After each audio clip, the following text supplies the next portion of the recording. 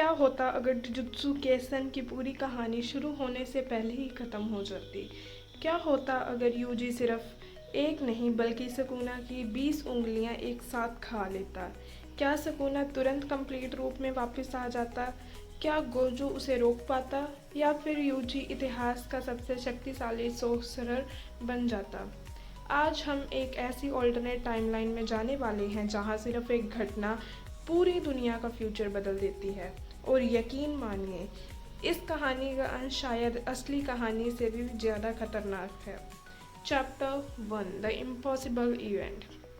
सब कुछ उसी दिन शुरू हुआ जब यूजी इतादोरी ने पहली बार सुकुना की उंगली खाई।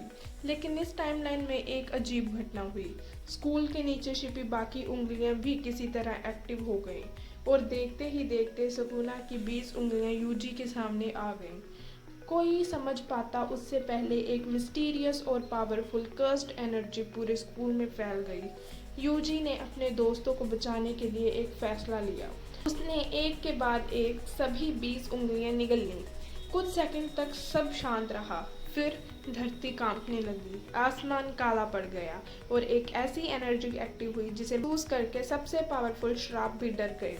Chapter 2, the king of curses returns. जैसे ही यूजी ने आखिरी उंगली निगली, उसके शरीर पर काले निशान उभरने लगे। उसकी आंखें बदल गई और उसके चेहरे पर एक डरावनी मुस्कान दिखाई दी। सुकुना जाग चुका था, लेकिन इस बार वो इनकम्प्लीट नहीं था। वो अपनी पूरी शक्ति के साथ वापस आया था। 1000 साल पुराना कर्स्ड किंग फिर से दुनिया में लौट चुका था। सुकुना ने चारों तरफ देखा और हंसते हुए कहा, आखिरकार मैं फिर से कंप्लीट हो गया। Chapter 3, Yuji fights back.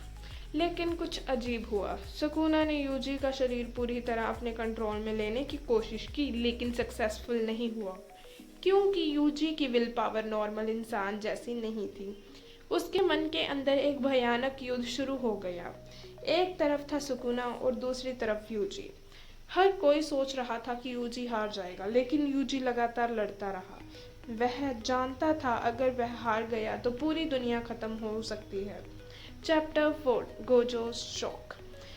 Gojo को जब इस घटना का पता चला तो पहली बार गोजो के चेहरे की मुस्कान गायब हो गई। उसने महसूस कर लिया था अगर सुकुना सच में कंप्लीट पावर्स के साथ लौट आया तो पूरी ही जेजे की दुनिया खतरे में पड़ जाएगी।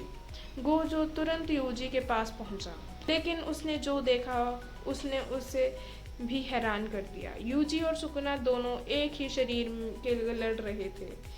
ऐसा कुछ पहले कभी नहीं हुआ था। Chapter 5, the inner battle. Yuji के मन के अंदर सुकुना अपने थ्रोन पर बैठा था। उसने यूजी की तरफ देखकर कहा, तुम मुझे रोक नहीं सकते, ये पावर मेरी है। लेकिन यूजी पीछे नहीं हटा। उसने जवाब दिया, अगर ये पावर मेरे अंदर है तो इसका फैसला मैं ही करूँगा। दोनों के बीच एक भयानक बैटल शुरू हो गई, सिर्फ ताकत की नहीं, विल पावर की भी। और धीरे धीरे कुछ ऐसा होने लगा जिसकी किसी को भी उम्मीद नहीं थी। यूजी सुकुना की शक्ति को अपने कंट्रोल में लेने लगा। Chapter 6, the new strongest. कुछ दिनों बाद यूजी आखिरकार जाग गया, लेकिन अब वह पहले वाला यूजी नहीं था। उसके अंदर सुकुना की पावर्स मौजूद थी, लेकिन कंट्रोल यूजी के हाथ में था। ये देखकर गोजो भी हैरान रह गया। पहली बार इतिहास में कोई इंसान सुकुना की पूरी पावर का यूज कर सकता था बिना सुकुना के, बिना अपनी आत्मा खोए। Chapter 7, the final consequence. लेकिन हर शक्ति के साथ एक कीमत होती है। यूजी जितनी बार सुकुना की शक्ति का यूज करता, उतनी ही तेजी से उसकी सोल कमजोर होने लगती। धीरे धीरे सुकुना फिर से मजबूत होने लगा। वह इंतजार कर रहा था एक गलती का, एक कमजोर पल का, क्योंकि वह जानता था अगर यूजी एक बार भी कंट्रोल खो देता है तो दुनिया का अंत तय है। तो दोस्तों, क्या होता यूजी अगर सच में सुकुना की सारी उंगलियां शुरुआत में ही खा लेता? क्या फिर सुकुना आखिरकार उसे अपने कंट्रोल में ले लेता? और सबसे बड़ा सवाल, क्या 20 फिंगर यूजी गोजो से भी ज़्यादा शक्तिशाली होता? अपनी राय कमेंट में ज़रूर लिखें। और ऐसी ही एनिमी थ्योरीज और व्हाट इफ स्टोरीज के लिए चैनल को सब्सक्राइब करना मत भूलें। अगर आपको वीडियो पसंद आई हो तो वीडियो को लाइक करें और कमेंट करें। धन्यवाद।